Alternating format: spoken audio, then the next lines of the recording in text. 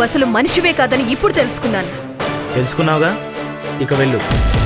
వెళ్తాను, కానీ ఎంత ద్రోహం చేసినా నిన్ను దీన్ని ఊరికే వదలను.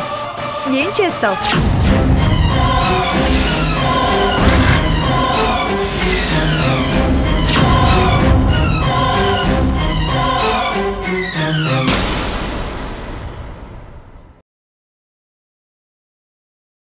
మీరాడిన నాటకాన్ని రాహుల్ ముందు బట్టబయలు చేస్తాను. నా మీద పడ్డ నిందని నేనే తొలగించుకుంటాను. అది నువ్వు అనుకున్నంత తేలిక కాదు. రాహుల్ ఇప్పుడు నీ మాట వినే స్థితిలో లేడు.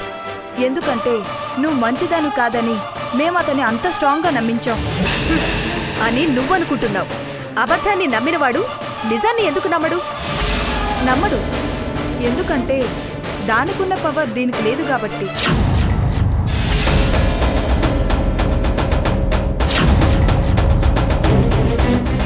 సరే, నువ్వు అన్నట్టుగానే నమ్మాడనుకుందాం. మేం చూస్తూ ఊరుకుంటామా? మేము అదే రాహుల్ దగ్గరకు వచ్చి నీ పెళ్ళం చెప్పిందంతా అబద్ధం, ఈ ఇష్యూతో మాకు ఎటువంటి సంబంధం లేదు, మమ్మల్ని బ్యాడ్ చేసి తను గుడ్ అనిపించుకోవాలని చూస్తుందని అంటాం.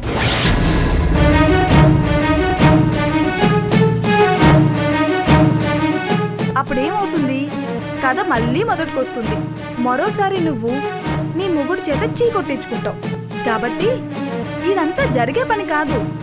రాహుల్ని మర్చిపోయి వెళ్ళి నీ బ్రతుకేదో నువ్వు బ్రతుకు. వెళ్ళు. వెళ్ళవే.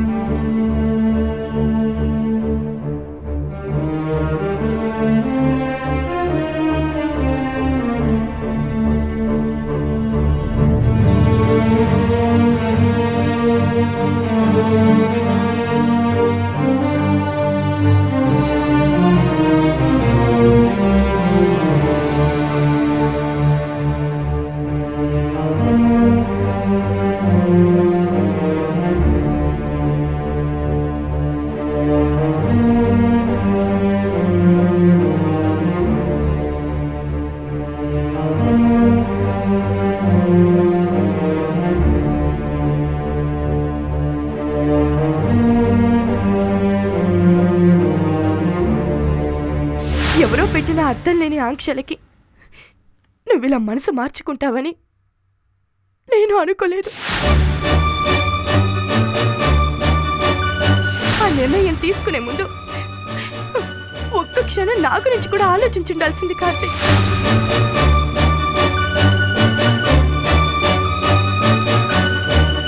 మా అమ్మ పెట్టిన షరతులకి లోబడి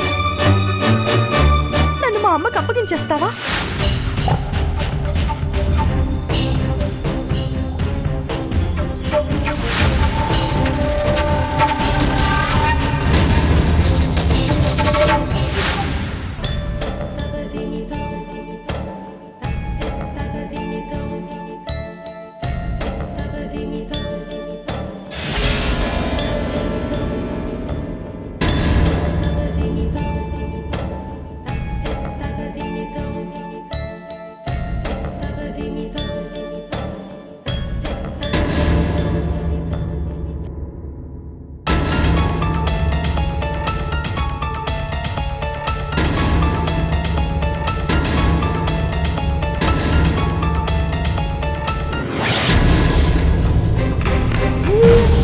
అబ్బబ్బబ్బబ్బబ్బా! ఏం బ్రెయిన్ అండి తమరిది.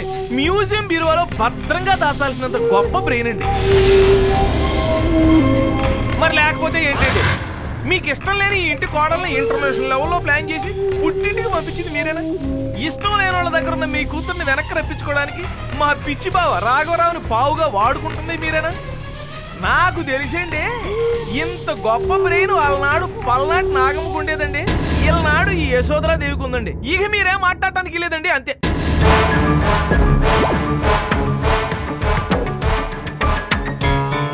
నీకు పొగడ్డం తప్ప ఇంకేది చేత కదా? మీ తెలివితేటలు చూసి పొగడ్నోడు ఆడు మనిషే కాదండి. అవునండి, మీరన్నట్టుగానే మా బావ రాఘవరావు నా మేనగోడల కాపురం నిలబెట్టడం కోసం మన పూజమ్మను మన ఇంటికి తీసుకొచ్చాడు అనుకోండి. అప్పుడు మీరు రాహుల్ బాబుని శ్వేతని కలుపుతారా?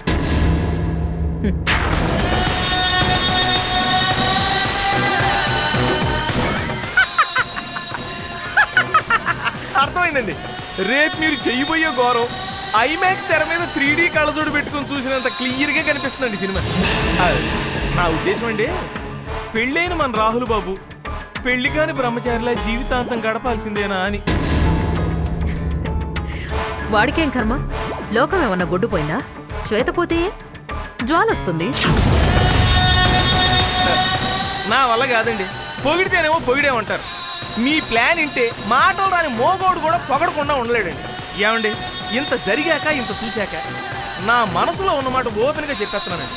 ఇప్పుడున్న పరిస్థితుల్లో 6 నెలల క్రితం మీరు సరిగ్గా రాజకీయ పార్టీ పెట్టి ఎన్నికల్లో పోటీ చేసి ఉంటేనండి, యాదవది స్టేట్ ఏంటండి సెంట్రల్ లెవెల్లో పవర్ మీద ఉండేదండి. నారాయణ, పిలిచారండి? నువ్వింతటితో ఆపకపోతే ఒకప్పుడు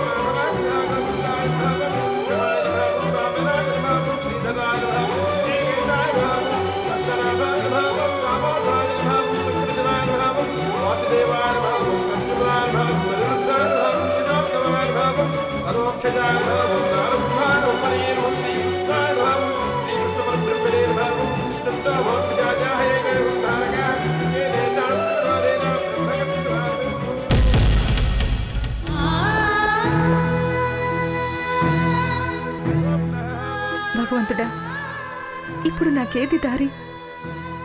ఏ మనిషి సహాయంతో ఈ సమస్య నుంచి బయటపడాలనుకున్నాను, ఆ మనిషే ఈ సమస్యకు మూలకారకుడని బయటపడింది. నేను ఎంతగానో నమ్మిన వాళ్లే నాకు నమ్మక ద్రోహం చేశారు. ఇప్పుడు నేను ఎవరి మీద ఆధారపడను, ఎవరి సహాయంతో నా నిర్దోషత్వాన్ని నిరూపించుకోగలను? తెలిసిన వాడివి నువ్వు ఉన్నావంటే నీకు నోరు లేదయ్యే. మరి నాకెవరు దిక్కు స్వామి? నన్నెవరు ఆదుకుంటారు? ఎవరు ఆదుకుంటారు?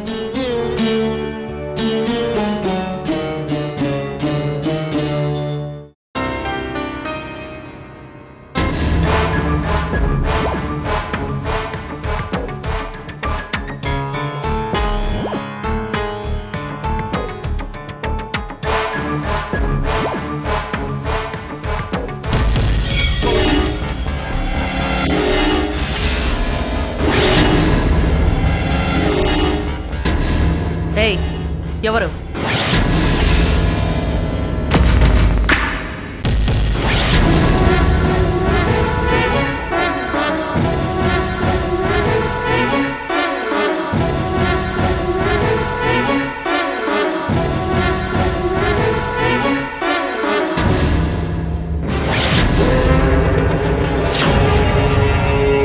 నువ్వా? ఏ షాక్ అయ్యావా? సింహం బోన్లోకి వచ్చిన చిట్టులుకని చూసి షాకా?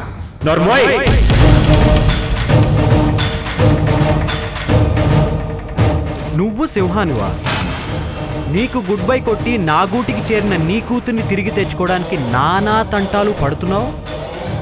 అది సాధ్యం కాదని తెలిసి శ్వేత లాంటి అమాయకురాలను అడ్డు పెట్టుకుని నన్ను గెలవాలని చూస్తున్నావు. ఇదేనా నీ సింహ టీవీ? శక్తితో గెలవలేని చోట యుక్తితో గెలవాలనుకున్నాను. నేనలా చెయ్యబట్టే కదా నువ్విప్పుడు ఇలా నా కాళ్ల దగ్గరకు వచ్చావు. పొరబడుతున్నావు. నేను నీ కాళ్ల దగ్గరికి రాలేదు, కాళ్ల బేరానికి అస్సలే రాలేదు. రాఘవరావు గారికి ఏదో వార్నింగ్ ఇచ్చావంట. నేను నీకిద్దామనే వచ్చాను. వార్నింగ్. నాకు వార్నింగ్ ఇచ్చేంత మొనగాడివా నువ్వు? నీకు తెలియకుండా నీ ఇంట్లో నీ బెడ్రూమ్లోకి వచ్చి కూర్చున్నా కూడా ఇంకా అర్థం కాలేదా నేనెంత మొనగాడినో? చూడు, నీ కూతురు తిరిగి నీ దగ్గరికి రావాలంటే నేను చెప్పినట్టు నువ్వు చెయ్యాలి. ఏమిటో అది? చీప్ ట్రిక్స్ ప్లే చేసి నీ చేతులతో నువ్వే వెళ్ళగొట్టిన శ్వేతని మర్యాదగా నీ ఇంటికి తెచ్చుకో. ఇంకా నీ కారణంగా విడిపోయిన ఆ జంటని మళ్ళీ నువ్వే కలిపి కాస్తో కూస్తో పుణ్యం మూటగట్టుకో. తర్వాత అప్పుడు నేనే స్వయంగా నీ కూతుర్ని నీకు అప్పగిస్తాను. నా వ్యూహాన్ని రివర్స్లో నా మీదకే ప్రయోగించి పెద్ద తెలివైన వాడిని అనుకుంటున్నావా? నా తెలివితేటల గురించి ఇప్పుడు డిస్కషన్ ఎందుకులే. నీ కూతురు మళ్ళీ నీకు దక్కాలి అంటే ఇదొక్కటే దారి. ఈ పని చేయటానికి నీకు జస్ట్ 1 వీక్ టైం ఇస్తున్నాను. బెదిరిస్తున్నావా? ఇది ఒట్టి బెదిరింపు కాదు. నువ్వు నేను చెప్పినట్టు చేయకపోతే ఆ తర్వాత ఏం జరుగుతుందో కూడా నువ్వు ఊహించలేవు. Madam, madam. ఏంటి? May come in.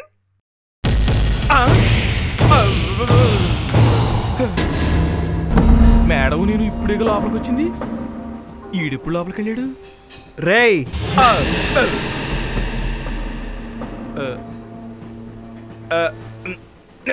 అంటే ఇతన్ను కూడా పట్టుకొచ్చారా మేడం? నేను చెప్తా ఇట్రా. మై నువ్వే నాన్న ఇట్రా. బయటికెళ్ళి మాట్లాడుకున్నావురా.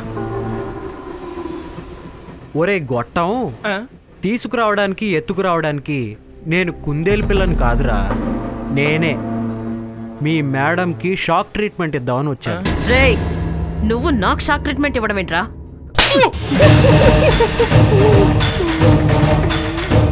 చెప్పింది గుర్తుందిగా, వారం రోజుల్లో శ్వేత ఆ ఇంటి నుంచి ఈ ఇంటికి షిఫ్ట్ అవ్వాలి.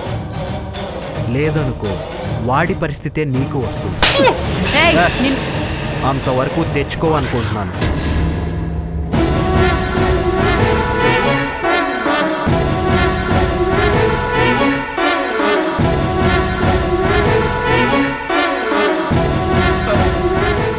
మేడం, మీకు ఈ పరిస్థితి అంటే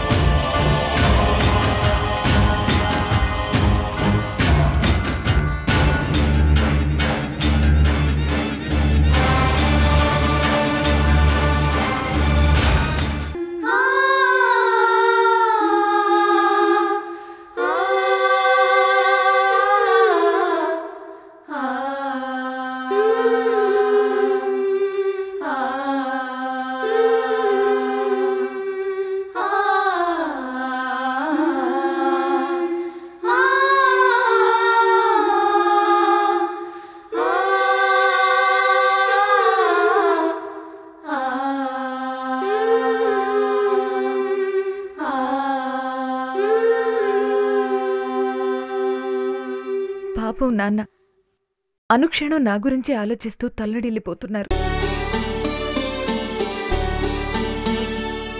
ఇలా అవుతారని ఇంతకాలం నేను ఈ విషయాలన్నీ నాన్న దాకా వెళ్లకుండా జాగ్రత్త పడ్డాను. కానీ నాన్నకంతా తెలిసిపోయింది. ఎలా ఉండేవారు, ఎలా అయిపోయారు.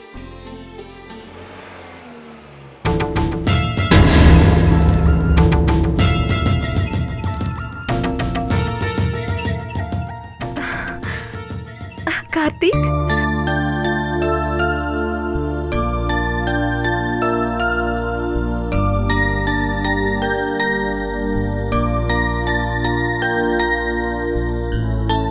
కార్తీక్, ఇదేనా రావడం? అవును. బాబు, బాగున్నావా? బాగున్నా అంకుల్. గాయాలన్నీ తగ్గిపోయాయా? తగ్గిపోయినట్టు. రా కూర్చుందాం. రా కూర్చో బాబు.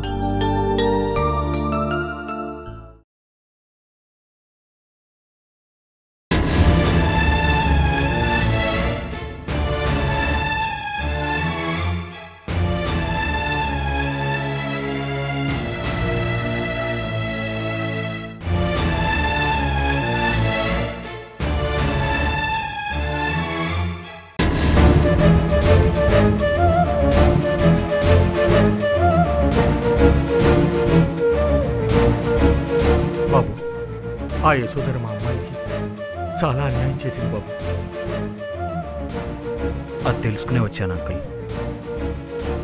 ఇప్పుడు ఆ ఇంటి నుంచే వస్తున్నాను.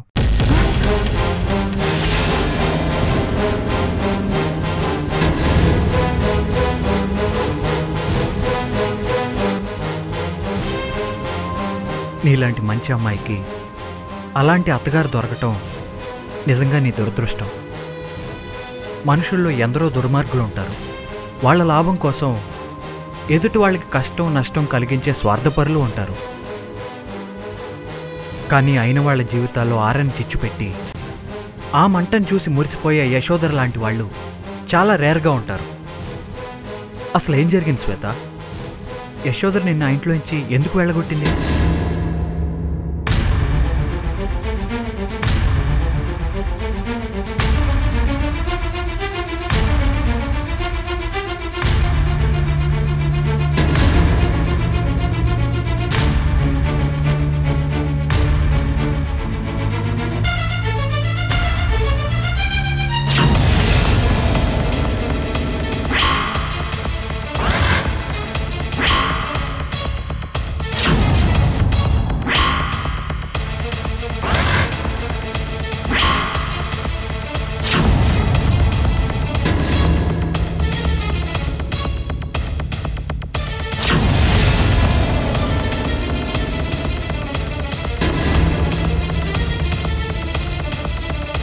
ఇందాక నేను ఒక మాట అన్నాను, యశోధర్ లాంటి వాళ్ళు ఎక్కడో రేర్గా ఉంటారు అని. నువ్వు చెప్పిందంతా విన్నాక నేను నా అభిప్రాయాన్ని మార్చుకున్నాను. ఇంత దుర్మార్గంగా ఆలోచించగలిగేది యశోధర ఒక్కతే. ఇలాంటి మనిషి ఇంకొకళ్ళు ఉంటూ ఇంపాసిబుల్. అవును, ఆ శేఖర్ ఎవడు? యశోధరకి ఏమన్నా చుట్టమా? కాదు, మాకే దూరపు చుట్టమవుతాడు. ఒకప్పుడు నా క్లాస్మేట్ కూడా. అప్పట్లో నేను రాహుల్కి దగ్గరవడానికి ఎంతో హెల్ప్ చేశాడు. ఇప్పుడు అదే శేఖర్ నన్ను రాహుల్ నుంచి దూరం చేశాడు. అది నీకు వింతగా అనిపిస్తుందేమో కానీ నాకు పెద్ద వింతగా అనిపించట్లేదు. ఎందుకంటే యశోధర్ లాంటి వాళ్ళు విసిరేసే బిస్కెట్ల కోసం ఆశపడి ఎలాంటి నీచానికైనా పాల్పడే శేఖర్ లాంటి వాళ్ళు ఈ దేశంలో చాలామందే ఉన్నారు. ఆ కుక్కకి ఎలా బుద్ధి చెప్పాలో నేను చూసుకుంటాను. నీకు తెలిసినంతవరకు వాటి డీటెయిల్స్ అన్నీ నాకు చెప్పు.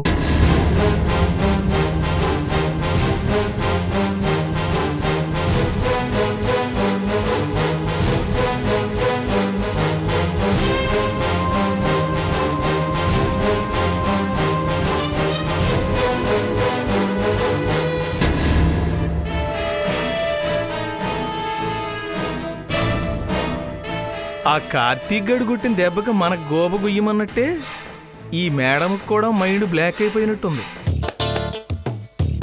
కళ్ళు మూసుకుని ఓ తెగ ఆలోచించేస్తుంది.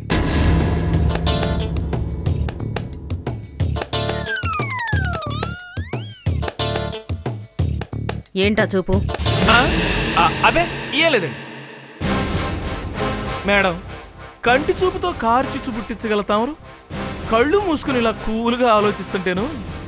అవునండి, ఇంతకీ ఏం డిసైడ్ చేశారు? ఆ కార్తీక్ గడు చెప్పినట్టు రాహుల్ బాబుని శ్వేతని కలిపేస్తారని కొంపతీసి. అయినా ఒక్కొక్కప్పుడు ఇట్లాంటి సహజమేలేండి. ఏమండి, మన అనుకున్న వాళ్ళు గెలిపించడం కోసం ఒక్కోసారి యాదవుల ముందు కూడా తలంచాల్సి వస్తుంది. అయినా మీరు తలంచేది ఎవరి కోసం అండి? మన అమ్మాయి కోసమే కదా. అదేనండి, మన పూజమ్మ కోసమే కదా అని. నోర్ముయ్. వాడి తాటాకు చప్పుళ్ళకి నేను బెదిరిపోతానని ఎలా అనుకున్నావు? నా ముందు వాడంతా నా ఇంటికొచ్చి నా ఎదురుగా నిలబడి నాకే వార్నింగ్ ఇస్తాడా? నేనేంటో వాడు త్వరలోనే తెలుసుకుంటాడు. అంటే ఇప్పుడు ఏం చేయబోతున్నారండి? అమ్మో, వాడు అసలే పాపం అనాథండి. శవం తగలేయటానికి కూడా ఎవరు లేడు. పొరపాటునాడు చచ్చిపోతే మున్సిపాలిటీ ఖాతాలోకి వెళ్ళిపోతాడు కదండి. పిచ్చిగా వాగి నాకు పీపి పెంచకో. మళ్ళీ అర్థమైందండి. మీకు ఎవడైనా ఏకు మేకైతే ఆ మేకుని తీసుకొచ్చి మన ఇంటి గోడలో గుచ్చేయటం మీకు అలవాటే కదా. అంటే ఆ కార్తీక్ బాబుని మన ఇంటి అల్లుడిగా చేసుకోబోతున్నారన్నమాట. అదేనండి, అంటే మన పూజమ్మ నుంచి పెళ్లి చేయబోతున్నారు అంతే కదా. కేరా ఫట్టస్ కూడా లేని అనాథని నేను ఇంటి అల్లుడిగా చేసుకోవడమా? రబ్బేష్. అదేంటి మేడం, ఒకప్పుడు వేసిన ప్లానే కదా. అప్పుడెప్పుడో వాళ్ళిద్దరికి పెళ్లి చేద్దామని మనమే అనుకున్నాం.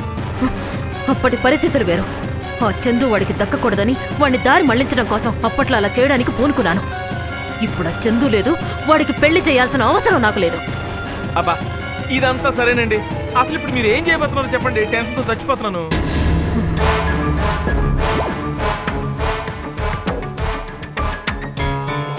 వాడిని ఓడించడానికి నేనేమీ పెద్దగా కష్టపడిన అవసరం లేదు. శ్వేతను ఉద్ధరించేద్దామని వాడు ఆ ఊరు వదిలి ఈ ఊరు వచ్చాడు.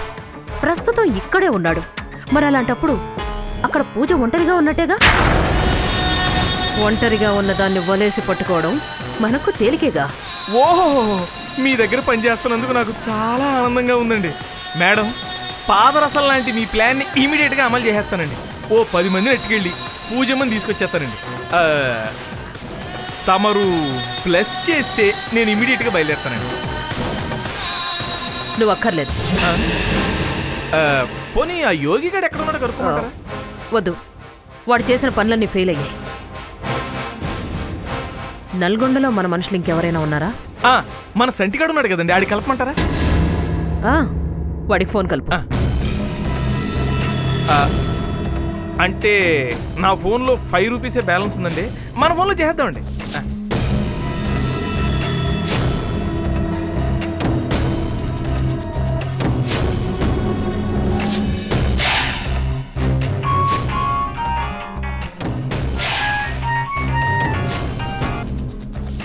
హలో రే చంటి, నేను రా నారాయణ మాట్లాడుతున్నాను.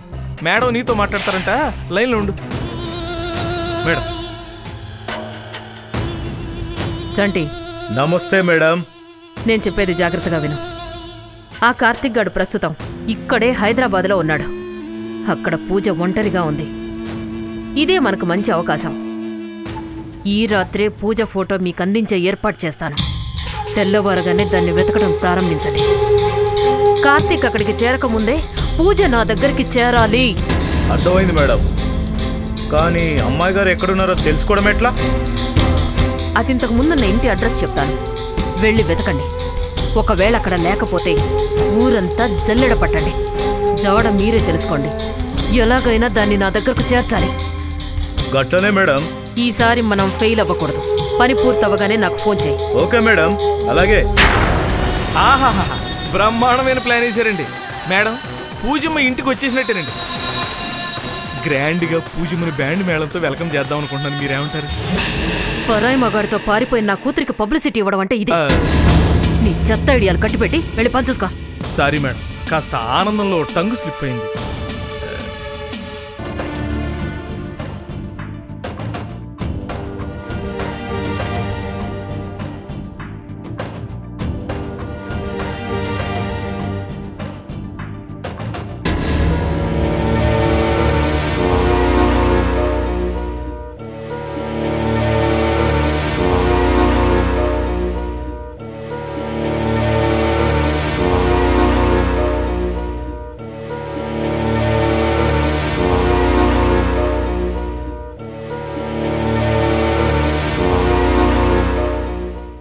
ఎక్కడికి వెళ్ళుంటాడు? నా మీద కోపంతో ఇంటికి రాకూడదనుకుని ఇంకెక్కడైనా ఉండిపోయాడా? అయినా అంత కోపం రావడానికి నేనేం చేశాను? అతను చేసిన తప్పుని నిలదీసి అడగడమా? ఎక్కడో ఏదో జరిగిందని చెప్పి మనం ఇప్పుడు పెళ్లి చేసుకోవట్లేదు పూజ అని ఆ రోజు ఒక్క ముక్కలో తేల్చేసినట్టుగానే ఏదో ఒక రోజున నువ్వు మీ అమ్మ దగ్గరికి వెళ్ళిపో పూజ అని అన్నా అంటాడు.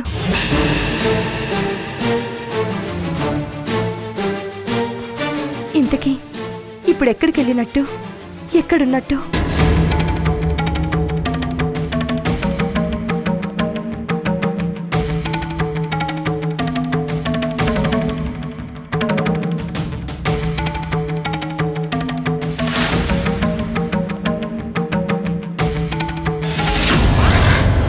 ఆ జ్వాల దగ్గరికి వెళ్ళుంటాడా?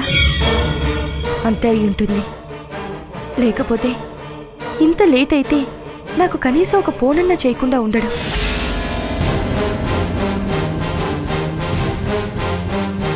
నేనే ఫోన్ చేసి కనుక్కుంటాను.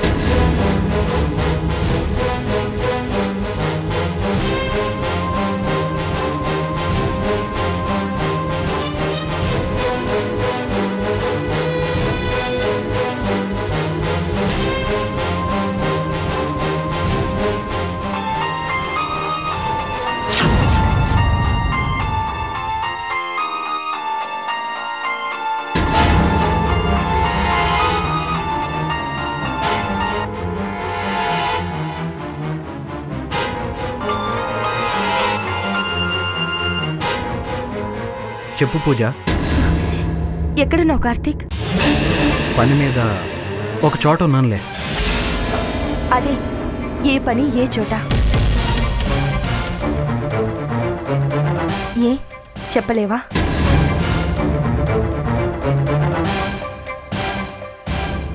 పోనీ ఇంటికి ఎప్పుడొస్తావో అదన్నా చెప్పగలవా? వస్తాను పూజ. ఒక ముఖ్యమైన పని, అది పూర్తవగానే వచ్చేస్తాను. నువ్వేం కంగారు పడకు, రెస్ట్ తీసుకో. నీ గురించి ఆలోచించటం, కంగారు పడటం తప్ప ప్రస్తుతం నాకు ఇంకో పని ఉంది కార్తీక్. నేను తొందరగానే వచ్చేస్తాను.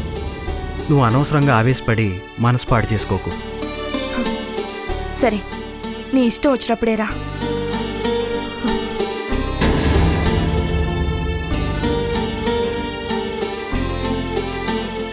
ఎక్కడున్నావంటే చెప్పలేదు, ఎప్పుడొస్తావంటే అదీ చెప్పలేదు. దీన్ని బట్టి చూస్తే నాకొచ్చిన అనుమానం నిజమే అనిపిస్తోంది. అతను ఆ ఇంట్లోనే ఉన్నాడు. ఉండని.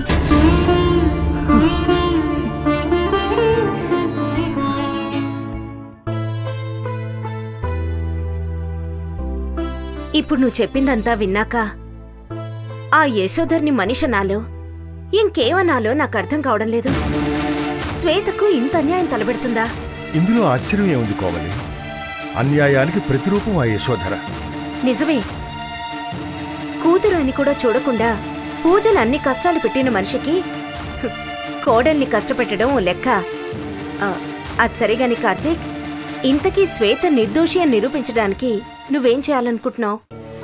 ప్రస్తుతం నేను అదే ప్రయత్నంలో ఉన్నానండి. నాకు దారి కనిపిస్తోంది కార్తీక్. పూజన్ రాహుల్ దగ్గరికి తీసుకెళ్లి అన్ని విషయాలు చెప్పిస్తే సరిపోతుంది కదా? నేను ఆ యాంగిల్లో కూడా ఆలోచించానండి. దానివల్ల లాభం కంటే నష్టమే ఎక్కువ ఉంది. ఎలా? రాహుల్ దగ్గరికి వెళ్ళి పూజ ఏమని చెప్పగలదు? యశోధర ఆడించిన ఈ నాటకంలో తన ప్రమేయమే లేదనా?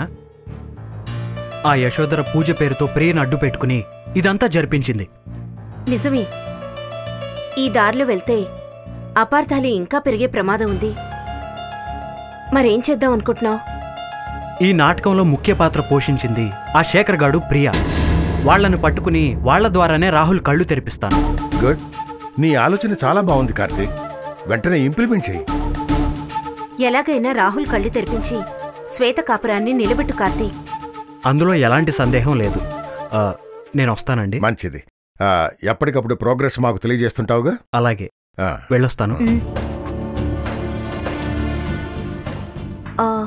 డాక్టర్, మనం ఈ విషయం చందుకి చెప్దామా వద్దా? వద్దు కోమలి, ఈ విషయాలవి తనకు చెప్పద్దు. అసలే తను ఎన్నో సమస్యలతో సతమతమవుతోంది. అవును డాక్టర్.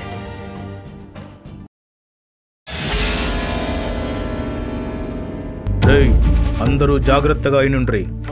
ఇది మనకు మంచి సవర్ణ అవకాశం. అంటే ఏందన్నా? గోల్డెన్ ఛాన్స్ అని అర్థం బే. దాని తెలుగులో సవర్ణ అవకాశం అనరన్నా, సువర్ణ అవకాశం అంటారు. ఏదో ఒకట్లే బే, మనకి సాగు ముఖ్యం గాని మాట ముఖ్యం కాదు. నన్ను పాయింట్కి రాని. యశోధర మేడం మనకు మంచి బిజినెస్ ఇచ్చింది. ఈ ఊర్లో ఉన్న ఆమె బిడ్డని ఎట్లాగైనా ఎతికి పట్టుకోవాలి. మేడంకి అప్పచెప్తే మేడం మనకి మస్తు పైసలు ఇస్తుంది. అట్టగే అన్నా, కానీ ఇప్పుడు ఎక్కడైనా వెతుకుతాం? బాబే, మేడం ఆమె బిడ్డున్న పాత అడ్రస్ ఇచ్చింది. ముందు గాడికి వెళ్ళి ఎత్తుకుదాం. గాడ దొరికిందా సరే, లేకపోతే నల్గొండ జిల్లాలో ఉన్న గల్లీ గల్లీ వెతికి పట్టుకుందాం. పదండి.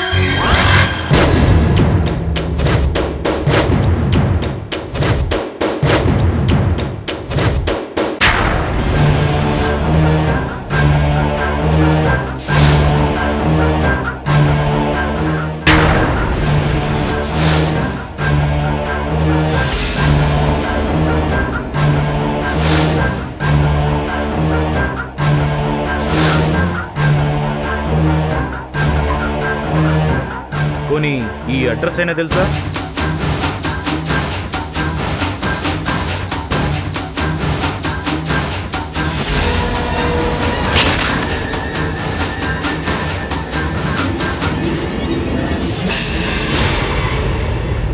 రేయ్, మేడం చెప్పిన అడ్రస్ని బట్టి చూస్తే ఇదే ఇంట్లో అయిండొచ్చురా. పదండి వెళ్దాం.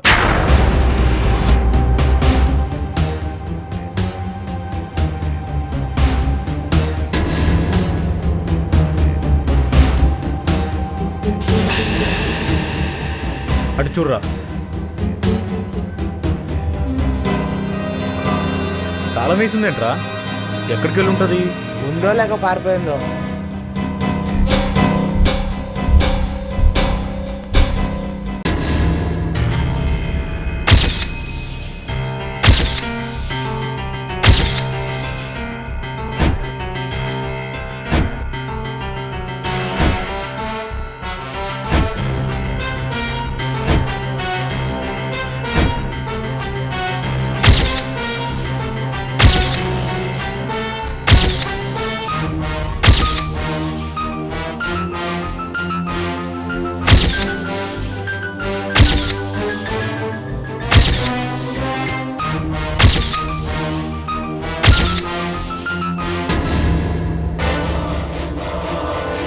శ్వేత ఇచ్చిన అడ్రస్ ఇదే. పెంట్ హౌస్లో ఉంటాడని చెప్పిందిగా.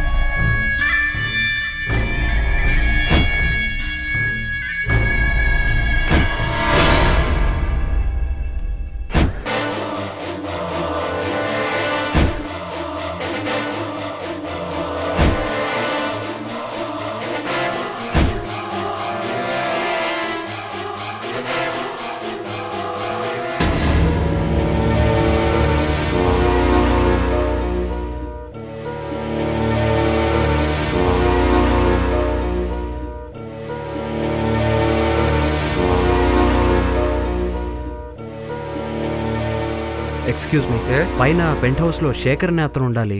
తను ఇప్పుడు ఇక్కడ లేడండి. నిన్ననే ఇల్లు ఖాళీ చేసి వెళ్ళిపోయాడు. అలాగా? ఎక్కడికి వెళ్ళాడు చెప్పగలరా? నాకంత కరెక్ట్గా తెలియదండి. ఖాళీ చేసేటప్పుడు చెప్పాడు, కానీ గుర్తులేదు. ప్లీజ్ కొంచెం గుర్తు చేసుకుని చెప్పండి. అతనితో చాలా ముఖ్యమైన పని ఉంది. హౌస్ నెంబర్ వచ్చేసి 1-2-3 అని చెప్పాడు. Hanuman temple back side Srinagar colony అని చెప్పాడు. మరి ఓకేనండి, థ్యాంక్ యూ. ఓకే.